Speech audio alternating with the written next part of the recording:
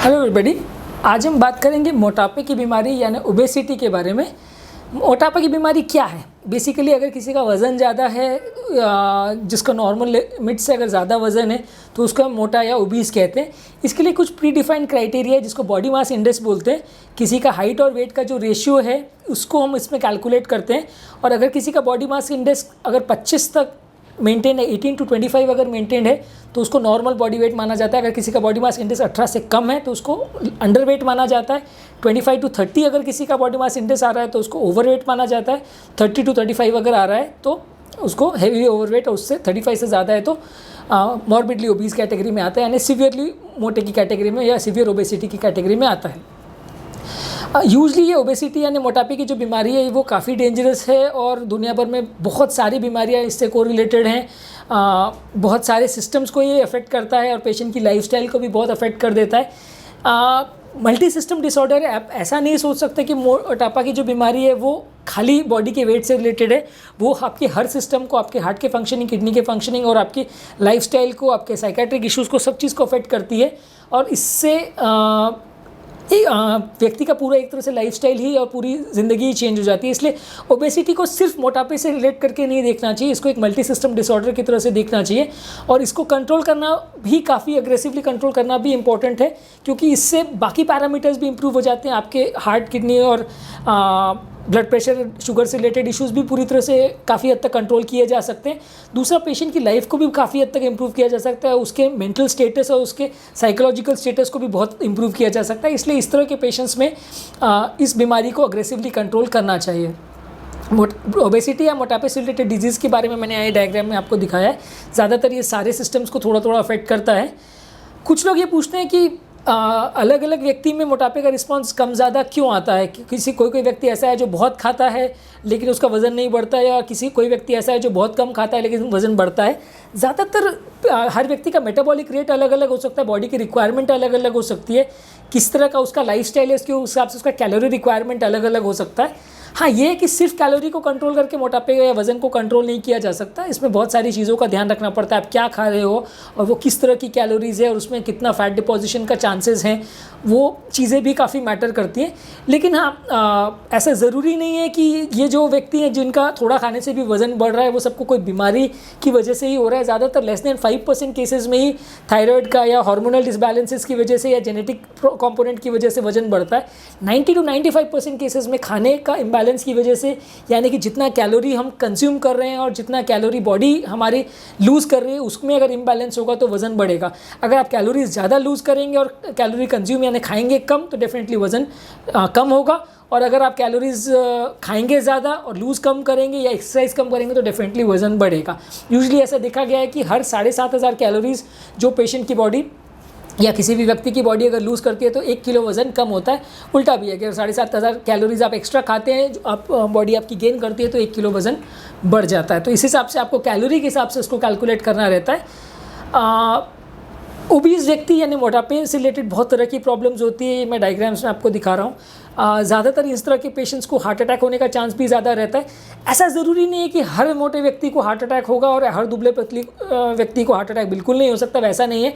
Body weight एक parameter है जिससे हम जज कर सकते हैं कि व्यक्ति की नली में ब्लॉकेज है या नहीं, पर हर व्यक्ति जिसका वज़न ज़्यादा है उसको साथ में साथ नली में भी ब्लॉकेज होगा ऐसा ज़रूरी नहीं है। नली में ब्लॉकेज कितना या कोलेस्ट्रॉल कितना डिपॉजिट हो रहा है बॉडी वेट के थोड़ा रिलेटेड है, लेकिन डायरेक्टली प्रोपोर्शनल नहीं है। बहुत सारे फैक्टर्स इसको डिसाइड करते हैं, और दुबले पतले आदमी को भी हार्ट अटैक होने का रिस्क होता है। इवन खेतीबाड़ी करने वाले मजदूर या किसान लोग को भी हार्ट अटैक आ सकता है। ये बहुत सारे पैरामीटर से गवर्न होता है, सिर्फ बॉडी वेट से होता है ऐसा नहीं है। मोटापे की वजह से या ओबेसिटी की वजह से डायबिटीज़ और ब्लड प्रेशर में दिक्कत आती है। बॉडी एक मेटाबॉलिक सिंड्रोम करके कॉन्सेप्ट होता है जिसमें बॉडी का शुगर और प्रेशर का कंट्रोल काफ़ी हद तक गड़बड़ हो जाता है, और बॉडी मोटे लोगों को इस तरह की बीमारियां होने का चांस नॉर्मल व्यक्ति से ज़्यादा होता है। डायबिटीज़ इसलिए बढ़ता है क्योंकि बॉडी का अगर फैट ज़्यादा हो तो जो फैट है आपका कंटेंट, उससे कुछ साइटोकाइंस या हार्मोन्स बनते हैं जो इंसुलिन को प्रॉपर काम करने नहीं देते, जिसको कहते हैं इंसुलिन रेजिस्टेंस हो जाता है बॉडी में, और पेशेंट को डायबिटीज़ स्टार्ट होने लग जाती है। पैनक्रियास बराबर काम नहीं कर पाता। बीपी वाले पेशेंट्स में भी ऐसा है क्योंकि हार्ट को एक्स्ट्रा काम करना पड़ता है और नलियों में भी थोड़ा दबाव ज़्यादा पड़ता है, इसकी वजह से ब्लड प्रेशर ज़्यादा बढ़ता है। हर ब्लड प्रेशर हर मोटे व्यक्ति का वैसे ही ब्लड प्रेशर ज़्यादा होगा या हर व्यक्ति को डायबिटीज़ होगा ऐसा ज़रूरी नहीं है। ये सब चीज़ें रिलेटेड हैं, लेकिन हर व्यक्ति को हो ऐसा कोई कंपलसरी नहीं है।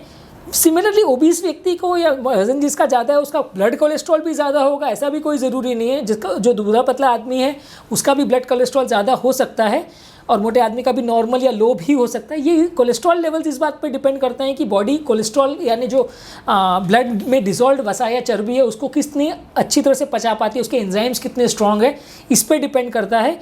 और सिर्फ बॉडी फैट से रिलेटेड ऐसा नहीं है, और कोलेस्ट्रॉल कंट्रोल करने वाली दवाओं से बॉडी वेट कम हो जाएगा ऐसा नहीं है, या बॉडी वेट कम करने से कोलेस्ट्रॉल कम हो जाएगा ऐसा नहीं है। 10% तक का वेरिएशन हो सकता है, पर उससे ज़्यादा आप सिर्फ खाने को कम करके या सिर्फ वजन को कम करके ब्लड कोलेस्ट्रॉल को नॉर्मल कर लेंगे, वैसा यूजली नहीं हो पाता।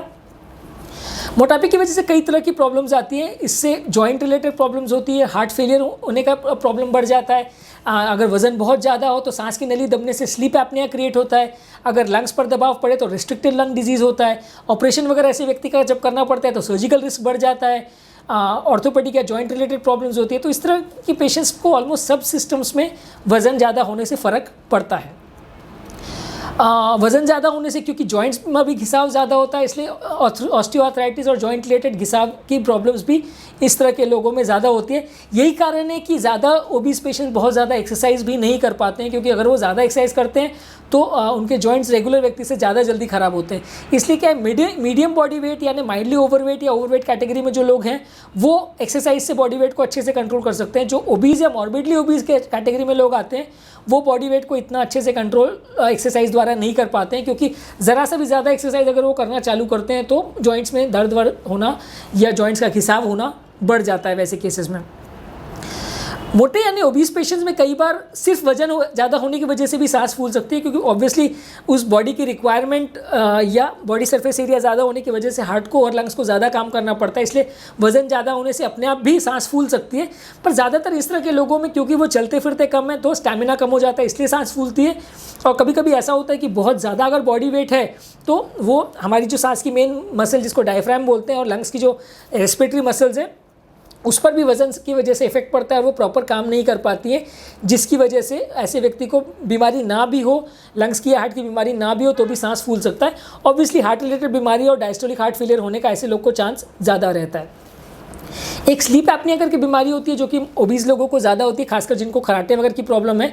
जिन मोटे लोग को अगर खराटे की प्रॉब्लम है और रात को बार बार नींद खुल रही है और अगर दिन में उनको ज़्यादा नींद आ रही है, जिसको डायर्नल हाइपरसोम्नोलेंस बोलते हैं, यानी दिन के टाइम बैठे बैठे भी सो जाते हैं, कुछ काम करते करते भी सो जाते हैं, ज़रा सा देर टीवी देख रहे हैं तो भी सो जाते हैं। इस तरह की अगर किसी को दिख रहा है, आपको हैबिट्स में ऐसा चेंजेस आ रहे हैं और उनको रात को अगर नींद प्रॉपर्ली नहीं हो पा रही है तो वैसे पेशेंट में स्लीप एपनिया होने का चांस ज़्यादा है। इसलिए लोगों को स्लीप स्टडी करके देखना चाहिए और इससे उस बीमारी का पता करके उसको अलग से ट्रीटमेंट कर सकते हैं हम। ओबेसिटी यानी मोटापे की बीमारी से साइकेट्रिक प्रॉब्लम भी होने का चांस बहुत ज़्यादा है। ज़्यादातर ओबीस पेशेंट्स को सोसाइटी इतना अब्यूज़ करती है या इतना मिसबिहेव करती है उनके साथ कि बहुत सारे पेशेंट्स डिप्रेशन और एंजाइटी रिलेटेड बीमारीज़ की वजह से उनको क्रिएट हो जाती है और एक तरह का विशियस साइकिल क्रिएट हो जाता है, क्योंकि इस तरह के पेशेंट को जैसे डिप्रेशन होता है तो वो और खाने लगते हैं और खाते हैं तो और वज़न बढ़ता है, उससे उनको ताने मिलना या अब्यूज़ होना और बढ़ जाता है तो उससे डिप्रेशन और बढ़ने लगता है। तो एक तरह का विशियस साइकिल क्रिएट हो जाता है, क्योंकि डिप्रेशन की वजह से खाना बढ़ता है और खाने की वजह से और मोटापा बढ़ता है, उससे डिप्रेशन और बढ़ता है। तो इस तरह की चीज़ों में इस तरह के पेशेंट में साइकेट्रिक प्रॉब्लम्स होने का चांस भी बहुत ज़्यादा है। ये वाले पेशेंट्स में थोड़े बहुत कैंसर्स का भी प्रेवलेंस ज़्यादा है, जैसा कि आप डायग्राम में देख रहे हैं। कुछ तरह के कैंसर्स भी इस तरह के पेशेंट्स में ज़्यादा देखने को मिल सकते हैं। हालांकि ऐसा नहीं है कि हर मोटे आदमी को कैंसर होगा ही होगा, एक रिस्क फैक्टर है और थोड़ा माइल्ड रिस्क फैक्टर है। सिर्फ वज़न को कंट्रोल कर देने से कैंसर का रिस्क बहुत कम हो जाता है, ऐसा नहीं देखा गया है। अब हम बात करेंगे दवाओं के द्वारा मोटापे को या ओबेसिटी को कंट्रोल करने के लिए। ऑब्वियसली अगर आपको वज़न को कंट्रोल करना है तो आपको कैलोरी और कंजम्पशन और कैलोरी जितना आप खा रहे हैं उसको कंट्रोल करना ज़रूरी है। कैलोरी रिक्वायरमेंट और कैलोरी अपटेक के बैलेंस को आपको प्रॉपर्ली मेंटेन करना पड़ेगा। जितना ज़्यादा आप कैलोरी लूज़ करेंगे उतना आपका वेट कम होगा, जितना कैलोरी आप कंज्यूम करेंगे, खाएंगे और लूज़ नहीं करेंगे उतना बॉडी वेट आपका बढ़ते जाएगा। पहले ये शुगर फ्री टैबलेट्स वगैरह को भी एडवर्टाइज़ किया जाता था as a alternative for obese people की जो अपना वजन कम करने के लिए शुगर फ्री टैबलेट्स यूज़ करते हैं। पर काफ़ी पेशेंट में ऐसा देखा गया है कि sugar free substitutes diabetes control में तो थोड़ा बहुत हेल्प करते हैं, लेकिन बॉडी वेट रिडक्शन में उतना हेल्प नहीं करते, क्योंकि इसमें कुछ बॉडी के मेटाबॉलिज्म में फ़र्क करते हैं, जिसकी वजह से कुछ लोग का इनफैक्ट वजन बढ़ भी सकता है। हार्ट के पेशेंट्स में वज़न लूज़ करना बहुत ज़्यादा ज़रूरी है, क्योंकि बॉडी वेट लूज़ करने से डायस्टोलिक हार्ट फेलियर का चांसेस कम हो सकता है, नलियों पर या हार्ट पर जो प्रेशर पड़ रहा है वो कम हो सकता है, नलियों के ब्लॉकेजेस भी कम हो सकते हैं। जिन कार्डियक पेशेंट्स को अगर ओबेसिटी है या मोटापा है वो जिम कर सकते हैं, अलाउड है उनको, एज लॉन्ग एज उनको सीवियर हार्ट फेलियर नहीं हो। वो जिम में लेकिन ज़्यादातर एरोबिक एक्सरसाइज पर फोकस करें, वॉकिंग, रनिंग, जॉगिंग, योगा, प्राणायाम, इस तरह की सब तरह की एक्सरसाइज कर सकते हैं। जिम में भी अगर ट्रेडमिल या क्रॉस ट्रेनर या इस तरह की एक्सरसाइजेज पर ज़्यादा फोकस करें, वेट ट्रेनिंग पर उतना ज़्यादा ना फोकस करें। पर हाँ, वेट ट्रेनिंग भी मना है उनको, वैसा नहीं है। बस ये है कि थोड़ा रिस्ट्रिक्टेड लेवल पे अपने जॉइंट्स का ध्यान रखते हुए उनको किसी प्रॉपर ट्रेनर या फिटनेस एक्सपर्ट के प्रेजेंस में उसको करना चाहिए। अनमॉनिटर्ड एक्सरसाइजेज वैसे लोगों के लिए तो फ़ायदे का बदले उल्टा नुकसान कर देती है, क्योंकि सडनली थोड़े दिन जिम करने के बाद कोई मसल पुल हो जाती है और फिर वो जिम उनका बंद ही हो जाता है एक तरह से। अगर किसी को जॉइंट प्रॉब्लम्स है और वो एक्सरसाइज नहीं कर पा रहा है, तो कोई भी तरह की एक्सरसाइज जो वो कर पाए वो उसको करना चाहिए। अगर पाँव की एक्सरसाइज आर्थराइटिस की वजह से नहीं कर पा रहे तो हाथ से करना चाहिए। कोई योगा या मेडिटेशन या इस तरह की कोई भी वेट लूजिंग अगर स्ट्रैटेजीज है तो वो कर सकते हैं। पर वैसे लोग को डाइट रिस्ट्रिक्शन पे ज़्यादा फोकस करना पड़ता है, जिन लोग एक्सरसाइज ज़्यादा नहीं कर पाते। वैसे लोगों में अगर जॉइंट का प्रॉब्लम है और एक्सरसाइज कम है तो एक्सरसाइज पर बहुत ज़्यादा लोड नहीं कर सकते, नहीं तो थोड़े टाइम के बाद उनके जॉइंट्स और ज़्यादा बिगड़ जाते हैं और उनका एक्सरसाइज का रेजिमेंट ज़्यादा दिन नहीं चल पाता। ऑब्वियसली ये रेजिमेंट को लंबे टाइम तक आप कंटिन्यू करेंगे तो ही इनका ज़्यादा मतलब है। आपने 10 दिन या 15 दिन का क्रैश डाइट किया या 10 से 15 दिन का आपने क्रैश एक्सरसाइज किया, उससे पूरा वजन कम हो जाएगा, वैसा नहीं है। आपको long term, in fact life long इसको मेंटेन करना पड़ता है, क्योंकि ओबीस पेशेंट्स में वजन वापस से रीअपटेक होने का या एक बार बॉडी ने फैट लूज़ कर दिया फिर से रीगेन होने का चांस बहुत ज़्यादा रहता है, क्योंकि ये फैट सेल्स जिसमें से कोलेस्ट्रॉल निकल जाता है या फैट निकल जाता है वो बॉडी में वहीं की वहीं रहते हैं, और जैसे ही बॉडी अपनी हैबिट्स को वापस पुराने लाइफस्टाइल पे आदमी आ जाता है, वापस खाना पीना चालू कर देता है, फिर से वो वज़न नॉर्मल से काफ़ी ज़्यादा स्पीड से बढ़ने लगता है, और ऐसे पेशेंट वापस उस लेवल पर ही पहुंच जाते हैं या उससे और ज़्यादा लेवल पर भी पहुंच जाते हैं कई बार, अगर वो अपना डाइटिंग और एक्सरसाइज को बंद कर देते हैं। तो अगर आपको मेंटेन करना है तो उस एक्सरसाइज को लाइफ टाइम मेंटेन करना है। 15 दिन का क्रैश डाइट या 1 महीने का क्रैश कोर्स करने से कुछ नहीं होने वाला। कुछ मेडिसिन आती हैं जिससे बॉडी वेट को कम किया जा सकता है। ज़्यादातर एलोपैथी में जो मेडिसिन आती है उससे 3 से 5 किलो तक का वेट रिडक्शन ऑब्टेन किया जा सकता है, मैक्सिमम 10-15 kg। बहुत ज़्यादा वेट रिडक्शन नहीं किया जा सकता। कुछ एपेटाइट सप्रेसेंट मेडिसिन आती हैं जिससे भूख लगना को कम किया जा सकता है, पर ये दवाइयाँ उतनी सेफ नहीं मानी जाती हैं, इनके सिग्निफिकेंट साइड इफेक्ट्स पाए गए, इसलिए ज़्यादा रिकमेंडेड नहीं है। कुछ कार्डियक मेडिसिन है जैसे कि SGLT2 इनहिबिटर्स, उससे थोड़ा वेट लॉस हो सकता है। कुछ डायबिटिक मेडिसिन है जैसे कि SGLT2 इनहिबिटर्स जो कि डायबिटीज़ में भी यूज़ होता है, ये भी वेट लॉस कर सकता है। लगभग 4 से 5 किलो तक का वेट लॉस एक्स्ट्रा बॉडी का जो शुगर है वो यूरिन में निकल जाता है, इससे लोगों को महसूस होता है। यूजली मोटापे या ओबेसिटी के लिए सर्जरी के ऑप्शंस अवेलेबल हैं। सर्जिकल ऑप्शंस कम बॉडी वेट वाले पेशेंट्स में यूजुअली नहीं करते हैं, यानी जिनका body weight mild to moderate category में ओवरवेट में आता है उसमें नहीं करते हैं, क्योंकि सर्जरीज़ के लॉन्ग टर्म रिजल्ट्स बहुत अच्छे नहीं होते हैं और साइड इफेक्ट्स भी सिग्निफिकेंट रहते हैं। इसलिए जो लोग ओबीज या मॉर्बिडली ओबीज या एक्सट्रीमली ओबीज कैटेगरी में आते हैं उसमें ही सर्जिकल ऑप्शंस को किया जाता है, क्योंकि बेसिकली ये लोग का आप एक्सरसाइज करके वेट रिडक्शन नहीं कर सकते, इसलिए ऐसे लोगों में bariatric surgery is a good option. ज़्यादातर लोगों में बेरियाट्रिक सर्जरी में क्या किया जाता है कि इसमें स्टमक को जहाँ पे खाने के बाद जो पेट है जहाँ पे खाना भरता है उस बैग का साइज़ को रिड्यूस कर दिया जाता है, या उसको काट करके दूसरी जगह पे उसका जंक्शन कर दिया जाता है, एनास्टोमोसिस कर दिया जाता है, जिससे कि आपका खाना हजम नहीं होता, अब्जॉर्ब नहीं होता और डायरेक्टली मोशन के रास्ते निकल जाता है। तो इस तरह से वेट रिडक्शन किया जा सकता है। ऑलमोस्ट 20 से 25 किलो तक का वेट रिडक्शन इसमें किया जा सकता है। कई तरह की बेरियाट्रिक सर्जरीज़ होती हैं, लेकिन बेरियाट्रिक सर्जरीज़ में सिग्निफिकेंट पेशेंट को न्यूट्रिशनल लॉस और साइड इफ़ेक्ट्स हो सकते हैं, इसीलिए कभी कभी बेरियाट्रिक सर्जरी को रिवर्स भी करना पड़ता है। जब पेशेंट को सिग्निफिकेंट साइड इफेक्ट्स होने लगते हैं तो कभी कभी इसको रिवर्स किया जाता है। ये रिवर्सिबल सर्जरीज होती हैं और लैप्रोस्कोपी द्वारा भी किया जा सकता है, यानी बिना पेट को खोले भी इनको किया जा सकता है, इसमें ज़्यादा सर्जिकल स्कार भी नहीं आता। इसके अलावा एक लाइपोसक्शन करके टेक्निक होता है इसमें बॉडी के फैट के लेयर में नीडल डाल के आप एक्स्ट्रा फैट को वैक्यूम एस्पिरेशन द्वारा सक कर लेते हैं। इसमें ऑलमोस्ट 5 से 10 किलो का वजन लॉस किया जा सकता है। ये भी बहुत ज़्यादा ओबीज लोगों के लिए ही रिकमेंडेड है, बहुत ज़्यादा मोटे लोग के लिए रिकमेंडेड है। जिनका माइल्ड ओवरवेट है या बॉडी वेट नॉर्मल से 5-10 किलो का ज़्यादा है, उसके लिए ये रिकमेंडेड नहीं है, क्योंकि इन सब टेक्निक्स में वापस बॉडी थोड़ा टाइम में अपना वेट रिगेन कर लेती है। और उसमें अगर ये करने के बाद बॉडी बहुत अच्छे से अगर आप अपना डाइट को मेंटेन करें और प्रॉपरली अपना न्यूट्रिशन अगर मेंटेन करें तो आप इनको अच्छे से कंट्रोल कर सकते हैं और इससे लॉन्ग टर्म बेनिफिट भी मिल सकता है। पर अदरवाइज़ इस तरह के सर्जरी से बहुत बेनिफिट बहुत लॉन्ग टर्म तक मिले मुश्किल है।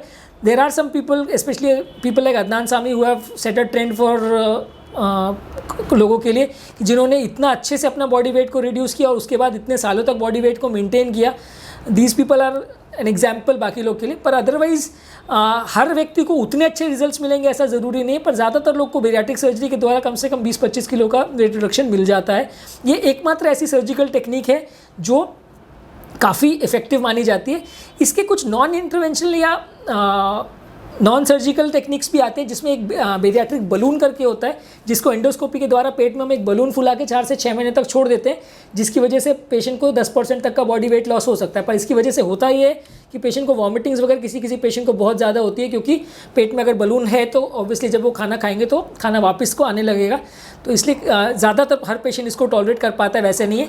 एक लैप्रोस्कोपिक बैंड वाला टेक्निक भी आता है, जिसमें बिना पेट को खोले सर्जन एक पेट में बैंड लगा देता है जो पेट का साइज़ को कम कर देता है। बाद में इस बैंड को खोला जा सकता है, तो इसमें पेट में कोई परमानेंट डैमेज नहीं होता, तो ये कंपैरेटिवली लेस इन्वेजिव माना जाता है।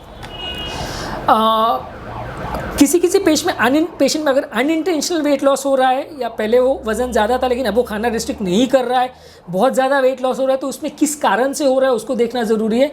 अगर वो वेट लॉस किसी का कोई दवा की वजह से हो रहा है तो उस दवा को मैनेज किया जा सकता है, उसका डोज को कम ज़्यादा किया जा सकता है। अगर फिर भी किसी का वेट लॉस बहुत ज़्यादा हो रहा है और बिना किसी कारण के हो रहा है तो कोई मैलिग्नेंसी या कोई कैंसर जैसी बीमारियों के लिए भी कई बार वर्कअप करना पड़ता है, क्योंकि इस तरह की बीमारियों में भी पेशेंट का बिना कारण वेट लॉस हो सकता है।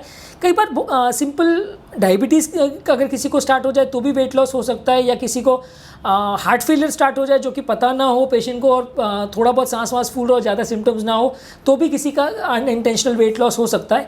तो अगर किसी को और कोई सिस्टम से रिलेटेड कोई सिग्निफिकेंट सिम्टम्स आ रहे हैं या कोई प्रॉब्लम्स लग रही है तो फिर उसको वर्कअप करना चाहिए।